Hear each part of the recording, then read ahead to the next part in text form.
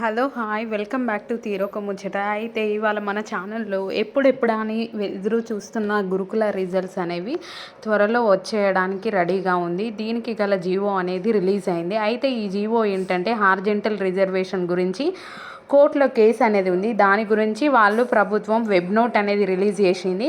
అయితే ఇక్కడ ఒక ఇంపార్టెంట్ విషయం ఏంటంటే హార్జెంటల్ రిజర్వేషన్ అనేది ఓన్లీ బాయ్స్ స్కూల్లో మాత్రమే ఇంప్లిమెంటేషన్ చేయాలి. గర్ల్స్కే ఉంచాలి. గర్ల్స్ స్కూల్లో ఉమెన్స్కి ఎలా రిజర్వేషన్ ఉంటుందో అలానే ఉంటుంది. బట్ బాయ్స్ స్కూల్లో మాత్రము 33% రిజర్వేషన్ గర్ల్స్కి ఇచ్చి మిగతాదంతా బాయ్స్కి ఇవ్వాలి. అంటే జనరల్లో ఒకవేళ 8 ఉన్నాయనుకో, ఒకవేళ బాయ్స్కి ఒకవేళ హై మార్క్స్ వస్తే వాళ్ళకే ప్రయారిటీ ఇచ్చి మిగతాది గర్ల్స్కి ఇవ్వడం అన్నమాట. అది హార్జెంటల్ రిజర్వేషన్ యొక్క ముఖ్య ఉద్దేశము.